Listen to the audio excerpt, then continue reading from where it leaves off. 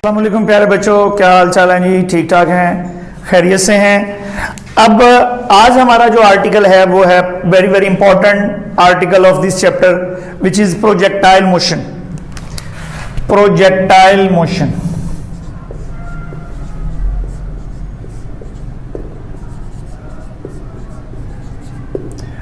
Projectile motion में देखो, फर्ज करें मैं एक बॉडी को यहां से छोड़ देता हूं, ठीक है, यहां से बॉडी की कौन सी मोशन हुई? लीनियर। लेकिन लीनियर कौन सी?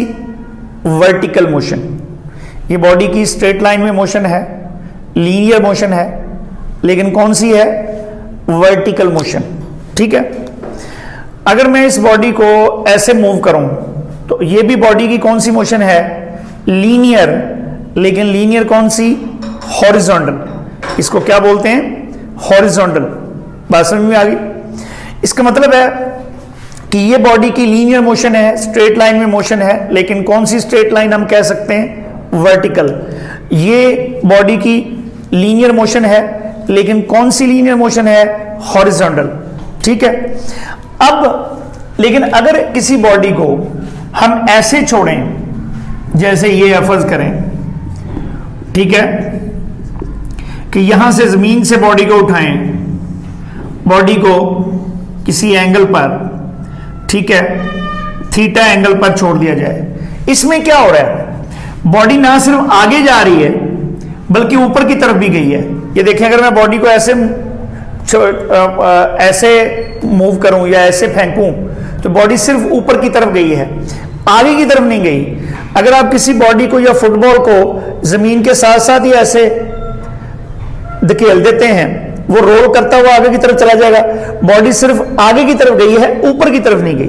तो ऐसी मोशन जिसमें बॉडी आगे की तरफ भी जाए, ऊपर की तरफ भी जाए, तो ऐसी मोशन को हम क्या कहते हैं? Projectile motion.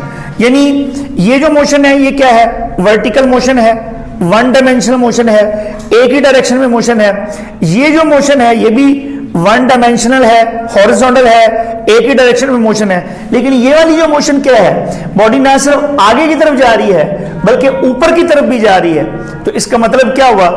इसका मतलब ये हुआ कि बॉडी की एट ए टाइम दो डायरेक्शंस में मोशन हो रही है, जिसे हम कहते हैं टू डायमेंशनल मोशन। सो सबसे पहली बात जो आपने यहां पर याद करनी है वो ये है कि जो प्रोजेक्टाइल मोशन है वो टू डायमेंशनल मोशन है। 2D या टू डायमेंशनल, हम पूरा लिख लेते हैं। Projectile motion is a two dimensional motion. Projectile motion is a two dimensional motion. ये सबसे पहली बात आपने पहले बांधनी है। So projectile motion is a two dimensional motion. अब टू डायमेंशनल मोशन क्या, कौन सी? टू डायमेंशनल मोशन जो है वो हॉरिजॉन्टल मोशन भी होगी, ठीक है, और वर्टिकल मोशन भी होगी।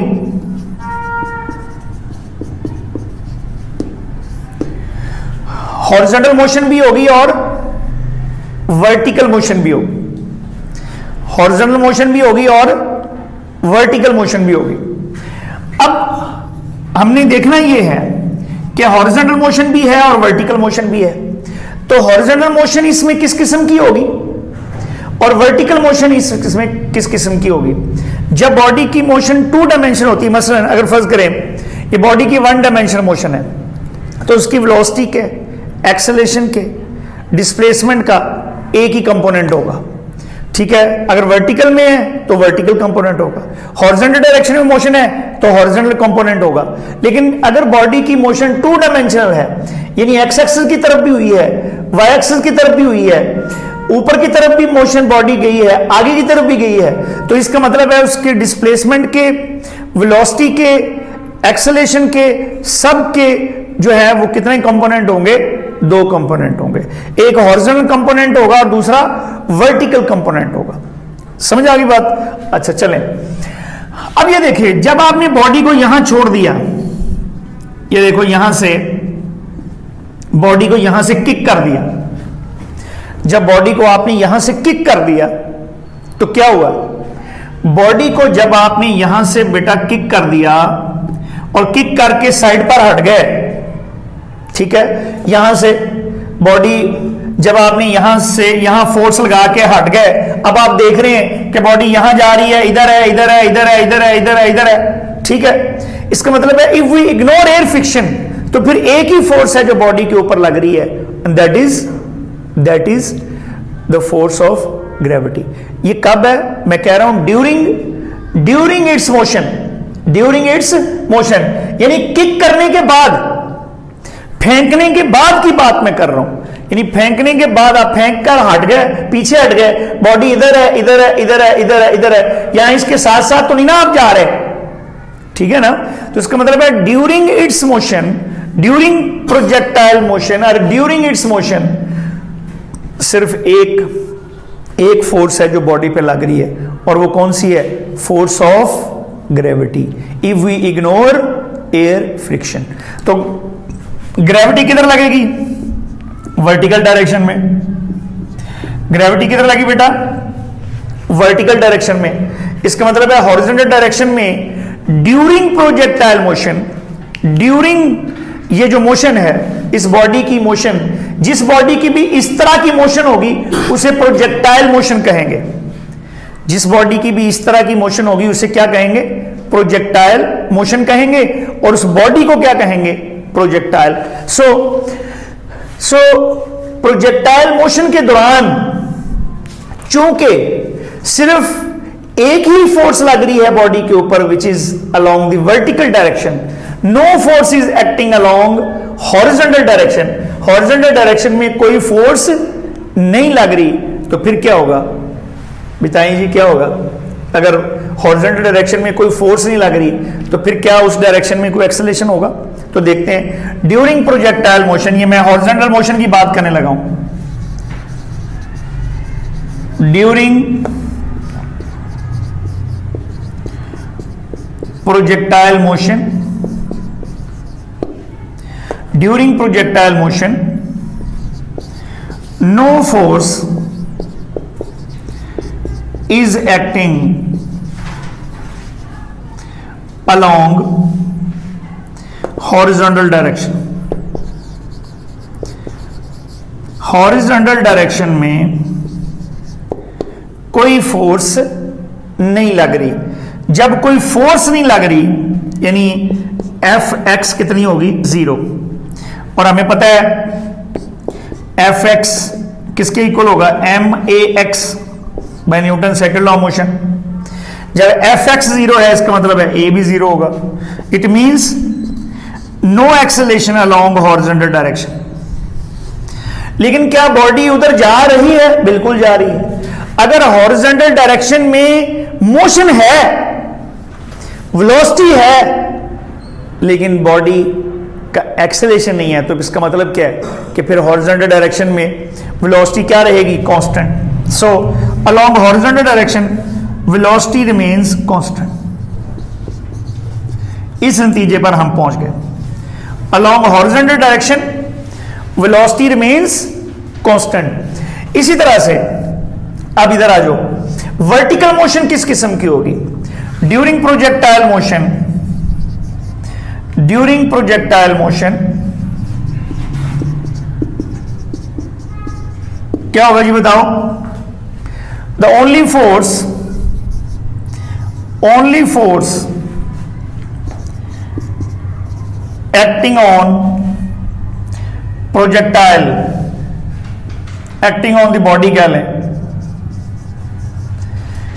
is the force of gravity, is the force of gravity। तो इसका मतलब है वाई एक्सिस के अलोंग ग्रेविटी एक्ट कर रही है। सो ग्रेविटी की वजह से फिर कौन सा एक्सेलरेशन पैदा होता है? जी। इसका मतलब है वाई एक्सिस के अलोंग फिर वेलोसिटी चेंज हो रही है? बिल्कुल हो रही है, क्योंकि एक्सेलरेशन जो पैदा हो गया। लेकिन एक्सेलरेशन पैदा हो रहा है, लेकिन एक्सेलरेशन कौन सा है? कांस्टेंट है। Acceleration is constant. इसका मतलब क्या हुआ? इसका मतलब क्या हुआ जी? इसका मतलब ये हुआ कि प्रोजेक्टाइल मोशन 2 डायमेंशनल मोशन है, हॉरिजॉन्टल मोशन है, वर्टिकल मोशन है। हॉरिजॉन्टल डायरेक्शन में वेलोसिटी कांस्टेंट है और वर्टिकल मोशन में एक्सेलरेशन कांस्टेंट है। वर्टिकल मोशन में एक्सेलरेशन कांस्टेंट है, हॉरिजॉन्टल डायरेक्शन में एक्सेलरेशन नहीं है, एक्सेलरेशन 0 है, वेलोसिटी कांस्टेंट रहेगी। ठीक है, तो ये एक कंपोनेंट कांस्टेंट रहेगा, एक्स कंपोनेंट। जो टोटल वेलोसिटी है वो कांस्टेंट नहीं रहेगी, क्योंकि वर्टिकल कंपोनेंट जो है वो क्या हो रहा है, चेंज हो रहा है। आपको पता है अगर किसी वेक्टर के अगर दो कंपोनेंट हों ए एक्स और ए वाई, तो ये वेक्टर कैसे निकाला जा सकता है? रिजल्टेंट वेक्टर क्या आएगा? ए एक्स स्क्वायर प्लस ए वाई स्क्वायर अंडर रूट। इस तरह से जो रिजल्टेंट वेलोसिटी है वो क्या आएगी? V X square plus V Y square under root. अब ये वाला कंपोनेंट कांस्टेंट है, ये वाला कंपोनेंट कांस्टेंट है, ये तो चेंज हो रहा है ना। तो इसका मतलब है वेलोसिटी जो है वो हर लम्हे चेंज हो रही है, वेलोसिटी हर लम्हे चेंज हो रही है। ठीक है, तो हमारे पास यहां पर प्रोजेक्टाइल मोशन 2 डायमेंशनल मोशन है। कौन कौन सी? Horizontal motion, vertical motion. Horizontal direction में वेलोसिटी कांस्टेंट, वर्टिकल मोशन में एक्सेलरेशन कांस्टेंट। क्लियर? और इस सारी बात को हम एक फिक्रे में भी कह सकते हैं कि प्रोजेक्टाइल मोशन जो है ये 2 डायमेंशनल मोशन है तो 2 डायमेंशनल, लेकिन एक्सेलरेशन सिर्फ एक ही डायरेक्शन में है। इसका मतलब है दूसरी, और वो किस डायरेक्शन में है? वर्टिकल डायरेक्शन में। डेफिनेशन लिखते हैं फिर आपको पता चलेगा। Projectile motion it is a 2 dimensional motion. It is a 2-dimensional motion under constant acceleration,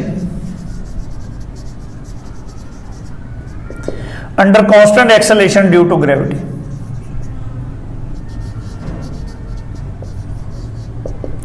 Under constant acceleration due to gravity.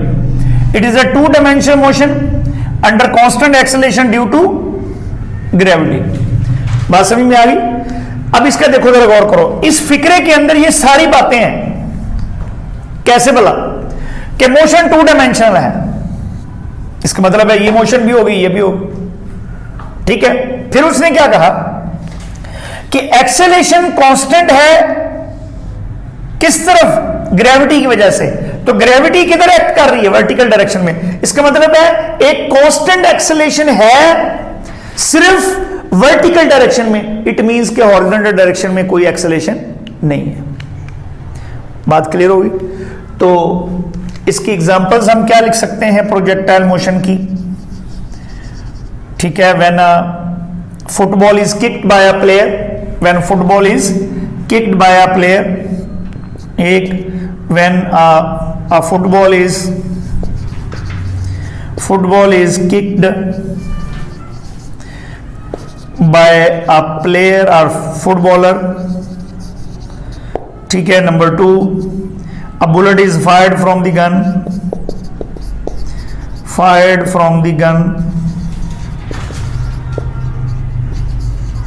और number 3, cricket ball is thrown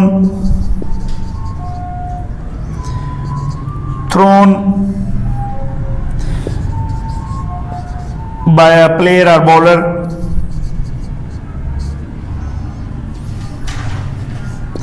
ठीक है, these are the examples of projectile motion. मैं ये इस तरह की body की जो मोशन होगी उसे क्या कहेंगे?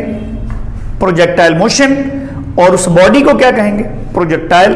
अगर ये फुटबॉल होगा तो वो फुटबॉल प्रोजेक्टाइल कहलाएगा, अगर ये बुलेट होगी तो बुलेट प्रोजेक्टाइल कहलाएगा, अगर कोई मिसाइल होगा तो मिसाइल प्रोजेक्टाइल कहलाएगा, अगर मैं यहां से एक मार्कर को फेंक दूं तो ये मार्कर प्रोजेक्टाइल कहलाएगी। ठीक है जी। अच्छा, जैसे मैं अभी आपको बता रहा था कि हॉरिजॉन्टल डायरेक्शन में वेलोसिटी कांस्टेंट है, वर्टिकल डायरेक्शन में वेलोसिटी चेंज हो रही है। तो जैसे जैसे बॉडी ऊपर जा रही है ये वाला कंपोनेंट कम हो रहा है, हाईएस्ट पॉइंट पे जाके ये वी वाई ये वाला एक कंपोनेंट जीरो हो गया, लेकिन ये वाला तो है ना, इसलिए at the highest point velocity will be minimum but not zero. At the highest point velocity of the projectile is, ठीक है, at the highest point, eight highest point velocity is minimum but not zero, क्योंकि horizontal component तो है ना, तो velocity maximum कहां होगी, यहां पर at the point of projection, और यहां पर when it hits the ground. So यहां पर वेलोसिटी मैक्सिमम होगी, यहां पर वेलोसिटी मैक्सिमम होगी, and velocity will be minimum at highest point. ठीक है जी। अब हम इन सारी बातों को यूज करते हैं और आप समझ लें कि इसमें थोड़ा सा हम फाइंड आउट करने की, दो चार चीजें फाइंड आउट करने की कोशिश करते हैं। ठीक है जी। चल इसको मिटाने लगा हूं मैं। इन बातों को आपने ज़हन में रख लेना है, तो फिर सारी बातें जो हैं वो आपको इंशाल्लाह समझ में आ जाएंगी। अच्छा, प्रोजेक्टाइल मोशन जो है उसको हम दो तरह से, आपकी दो तरह से मोशन हो सकती है। एक तो ये है, ये ऐसे, ठीक है, आप जमीन से किसी बॉडी को उठाएं, उस वक्त इनिशियल वेलोसिटी कितनी होगी, वी आई, कितना एंगल एक्स एक्सिस के साथ या हॉरिजॉन्टल एक्सिस के साथ बनेगा, थीटा। कितना एंगल बनेगा जी, थीटा। दूसरा एक और भी कि आप किसी एक हाइट पर चढ़, ऐसे आप समझें कि आप घर की छत पे ऐसे चढ़ गए, किसी हाइट पर ऊपर चढ़ के ऐसे, यहां से बॉडी को हॉरिजॉन्टल डायरेक्शन में फेंक दें ऐसे, तो बॉडी के ऐसे मोशन हो। यह भी प्रोजेक्टाइल ही है कि बॉडी नीचे भी आई है, आगे की तरफ भी चली गई है।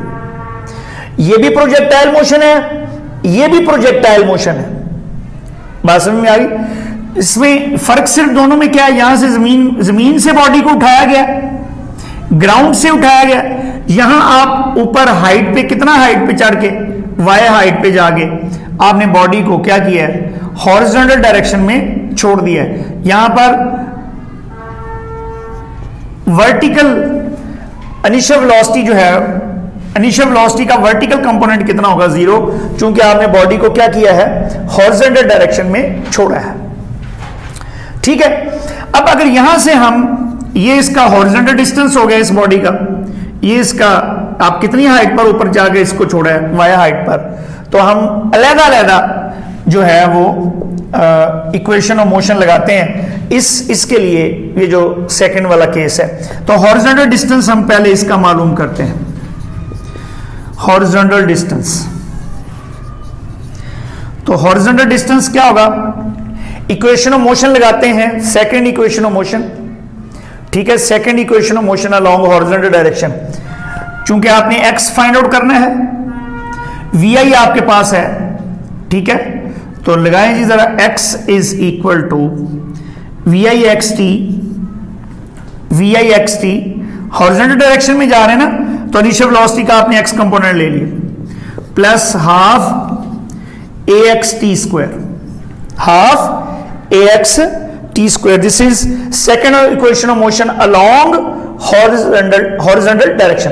अब बताइए जरा, सोचकर बताएं, पिछला जो मैंने आपको पढ़ाया है उसको जरा ज़हन नशीन करके बताएं। What is ax? ax क्या है, जीरो। क्या है जी, जीरो। तो इसका मतलब है ये क्या बन गया, vix इंटू टी। तो this is horizontal distance.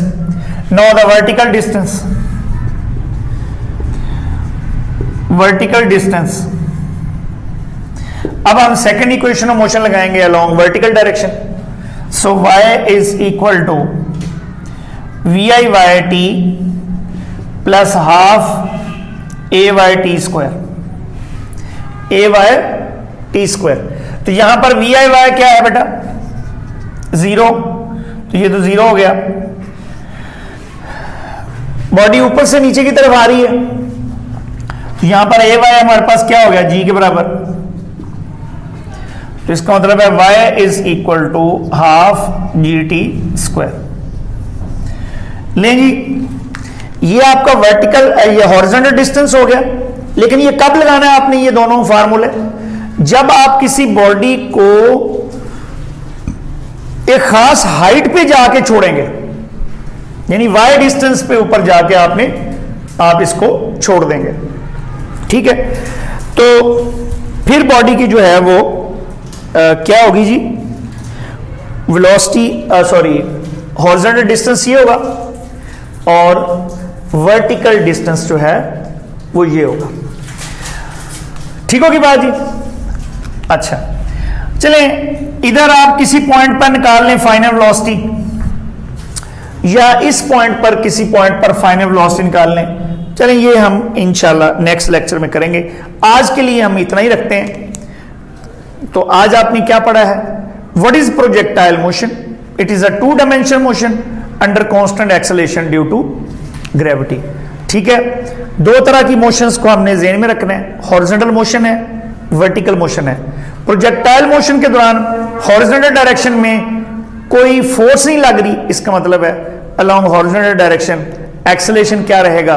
Constant रहेगा। Acceleration will be constant. इसका मतलब है ax क्या होगा? Sorry, along horizontal direction velocity constant होगी, एक्सेलरेशन कितना होगा? 0, बिकॉज उस डायरेक्शन में कोई फोर्स नहीं लग रही। वर्टिकल डायरेक्शन में फोर्स लग रही है, ग्रेविटी लग रही है, तो उसमें कौन सा एक्सेलरेशन होगा? किसी भी पॉइंट पर, यहां पर, यहां पर, यहां पर, यहां पर, यहां पर, हर पॉइंट पर एक्सेलरेशन कितना होगा? g के बराबर होगा। क्या होगा जी? g के बराबर होगा। और हर पॉइंट पर एक्सेलरेशन g के बराबर होगा और उसकी एक्सेलरेशन की डायरेक्शन किधर होगी? नीचे की तरफ, डाउनवर्ड। एक्सेलरेशन होगा g, लेकिन डायरेक्शन किधर होगी? नीचे की तरफ, क्योंकि फोर्स जो है वो वर्टिकल डायरेक्शन में नीचे की तरफ लग रही है, ग्रेविटी नीचे की तरफ लग रही है। ठीक है जी? तो हॉरिजॉन्टल डायरेक्शन में वेलोसिटी कांस्टेंट रही, ठीक है, एक्सेलरेशन 0 रहा, ये की पॉइंट है। वर्टिकल डायरेक्शन में वेलोसिटी जो है वो चेंज हो रही है, एक्सेलरेशन कांस्टेंट होगा और किसके बराबर होगा? g के, और उसकी डायरेक्शन किधर होगी? डाउनवर्ड। ये आपने याद रखनी, हर पॉइंट पर डाउनवर्ड होगी। और फिर मैंने क्या बताया आपको? हाईएस्ट पॉइंट के ऊपर वेलोसिटी मिनिमम होगी बट नॉट 0। यहां पर वेलोसिटी क्या होगी? मैक्सिमम होगी, और इधर भी वेलोसिटी की जो है वो क्या होगी? मैक्सिमम होगी। इन बातों को आप, सारी बातों को आपने 2-2, 3-3 दफा रिपीट करना है और सारी बातों को नेक्स्ट लेक्चर में लेकर आना है ज़हन में रख के। तो इंशाल्लाह जो आप बाकी का जो ये लेक्चर है या बाकी का ये जो प्रोजेक्टाइल के कुछ छोटे छोटे हमने डेरिवेशंस करनी है वो आप इंजॉय करेंगे। ठीक है जी? तो नेक्स्ट लेक्चर तक के लिए इजाज़त दीजिए। अल्लाह ने के बाद।